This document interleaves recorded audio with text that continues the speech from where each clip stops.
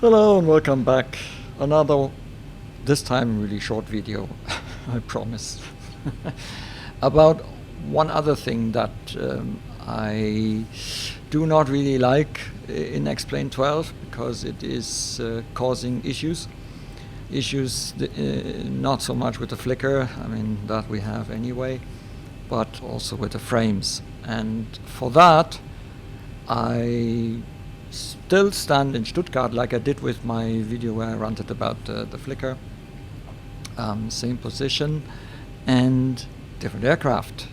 It's the Zibo mod, and you can see that the base frames now, compared to the Cessna that I had in my video about the flickering, is almost 10 frames less out of the box. Now I already did tone down my settings, so that's the same as for the Cessna, so it is comparable. We have some clouds like I did have with the Cessna as a weather, and exactly same settings, but only about 30 frames. Now again, if it stays on 30, that's okay. Even if it goes down to about 25, that's also still okay. And you can see that we have the usual crooked line stuff, so that hasn't changed. It's the same here in this aircraft.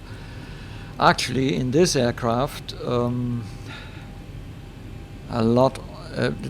not sure if this is something that is because the Zibo comes from XPlane 11, but even in the Cessna we had this kind of stuff.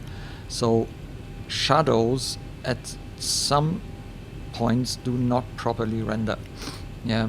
So again we have the stairs here and the crooked lines, and also very strange effect. Yeah. This is one of the many indications that there is a problem, obviously, with the rendering still.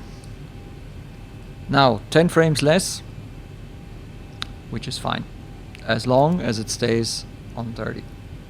I started the Zibo because I need the Zibo to be in full operation mode because it costs frames. Yeah, the Zibo does take a certain amount of frames, which is normal.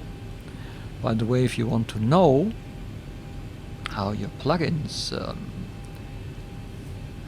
how much they use, then what you need to do is go here to the plugins menu, start the plugin admin, and then go to the performance, and there you will see that 95% of the simulator is used by XPlane itself, and you can even, well, in theory, if there is something to open, it would probably open, like here, like so. So at the moment there is an XLua. XLua is a scripting engine that's used by the Zibo, amongst others, and we can see that about 4.8% of the performance, available performance, is taken by the scripting in the Zibo. And you can see the flight loop, which is the logic that runs through all the switches and so on, and does all the logic, is 100%. Drawing miscellaneous and drawing window and all that doesn't take anything. There's also a Zibo mod plugin, but as we can see, the Zibo mod plugin doesn't really do that much. It uses a minor value, but it doesn't really show any effect. And then there's also the XPUI PC, and again, very, very limited stuff. So it's mainly the Zibo that eats about 5% of your performance, and in the graphic card it causes up to 10 frames loss. Now if you look down, you see we approach the 40s. If If you look to the side, we have about 30. It depends very much on where you look at the airport, how many objects are at the airport. If you're outside or inside, can have also an impact on how the frames look. So if we go far up, I don't know if you remember or have you seen my other video about the flicker. We had in and around 40 frames, dropping to under 40, mainly with the Cessna. Here we are more talking like mid 30s to high 20s, depending on where you look. So performance hasn't got better by using a more complex aircraft, which is an expected thing. Yeah, that's not unexpected. That's actually what you would expect. The Zibo looks strange in X-Plane 12, unfortunately. Yeah. It used to be a really good looking add-on, but at the moment in X-Plane 12, the Zibo doesn't look very nice. It's not the old fun that I had with the Zibo in X-Plane 11, unfortunately. And now, you've seen, we stayed in and around 30, sometimes we go up to 40. Now let's progress with the time. And we can already see that we are, let me see, so this is we're now roughly at at dawn here. So it has started to get darker. Certain lights have come on, and we are already at 20 frames per second. Now let's go further into the dark. And don't ask me what that is. That's one of these really strange effects. I guess the engines are running. That must be some engine effect that doesn't really work in X-Plane 12 yet. Let's continue and move to really dark. And here's the strange thing. It's around the dawn and the transition between completely dark and daylight where the frames drop the lowest, down to even 20 frames. I'm now going through the night and you can see that we stay on 30, which is not great, but or 28 actually, but at least it's way above. And now watch this. Here we are in the early morning. Something is dawning, and it dawns us that we have now 19 frames.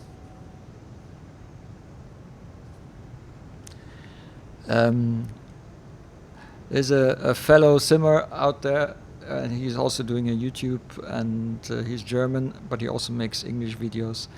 And he just recently had a video where he used the term, when we say in German, when we say something is going down or is getting slower, so we would say performance is in den Keller gegangen. And he translated it literally and said that the frames went into the basement. And that's what happened here. They are down in the basement. And now imagine what happens when I go and, as you would have in online flights, you not only can have bad weather, but you will also have moving aircraft that VATSIM tools like vPilot or Swift will shoot in, and we are now at 2019. So that's already a problem. I will not be able to fly online with this performance. Yeah. So let's go towards the brightness. So as soon as we are on normal daylight, we are back to roughly the performance we had before, even with the bad weather. But then there is this, here you see it already, it's 23. And it's in this area where we are between daylight and night when things get really, really bad. When you then back into the dark, it doesn't come back to the day level, apart from doing this. It will stay lower, but at least at the moment this is something that you could fly with, but it's the time between daylight and complete darkness that really eats your frames and is practically unflyable, at least with the settings I have right now. So if I really need to fly in the dark, what I do is I bring down the vegetation density. That will give me some frames. See how much.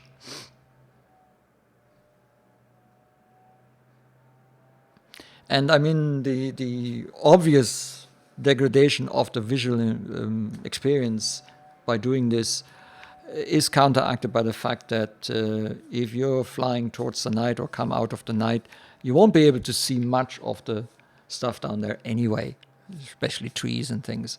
So it's okay to bring them down if that recovers at least some of your frames to keep you in the acceptable range.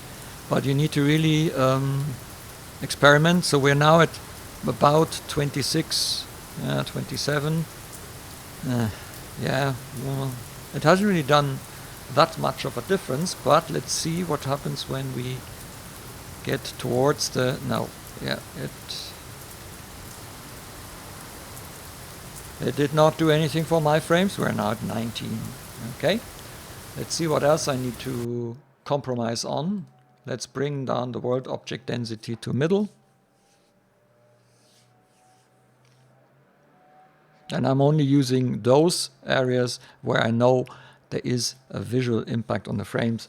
I'm not bothering with any of the settings that where I know it wouldn't make a big difference. Maybe I'm gaining one frame, but that's useless. So if you experience the same issue and if you try to find out what you need to do so that it will work for you when you're flying online, then do it one by one and mainly use the right settings on the right side and do them one by one. As usual, don't do too many things at the same time.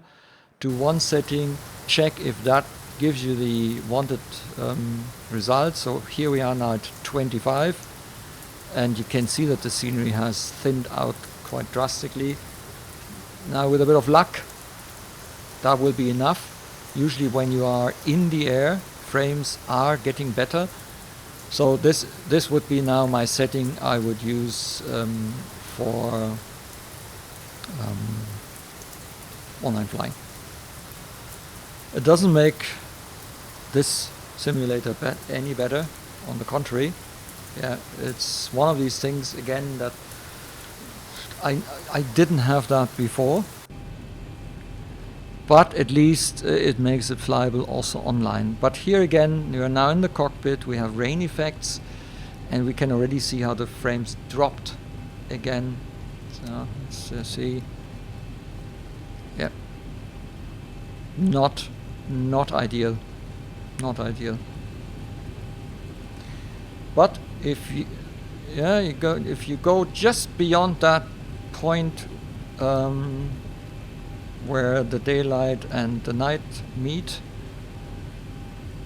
then we should see a sudden increase at some point. Maybe not.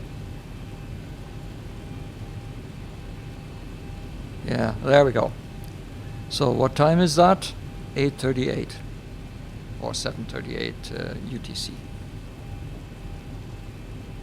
That's when frames are back to normal. Now they're a bit higher than before, a little bit because we have reduced. But let me quickly reduce the time. Zack. 7:24 UTC. We are in the 20s. 7:17. We're getting lower and lower on the 20s. And the darker it gets, the lower the frames get. So There is not a clear rule when it happens. It's just that when you fly and it's gradually getting dark, at some point your frames will drop drastically. And when you're flying online, I had this recently, I had to actually stop flying online because performance was so bad that I couldn't fly with it. Now that's because I have used these really dumbed down settings, but yeah, you want to fly without trees and with only about half or so the buildings. I mean, this simulator compared to MSF, it looks simple enough, but when you do this, then it looks even worse. Yeah, so it's these kind of compromises that you have to do, which don't make it doesn't do the simulator any favor having this, and it will definitely have people think twice before they invest in this simulator. So I think this is another thing that needs to be tackled. That's the performance during the night and dark switches. I think that Lamina knows about this and is going to address this. At least that's what I read on some forums. So I'm a bit more hopeful that we're getting this resolved than I would be with the Flickr stuff, because the Flickr stuff doesn't seem to be on the radar. At least I haven't seen it, but this one has been talked about, and I think they know that there is a problem. Yeah, write me in the comments if you have similar issues, or if you have found a way of getting rid of it. Maybe there's a trick that I don't know. If you know something and it really works, let me know. I would be dying to hear it. Thanks very much. Until next time.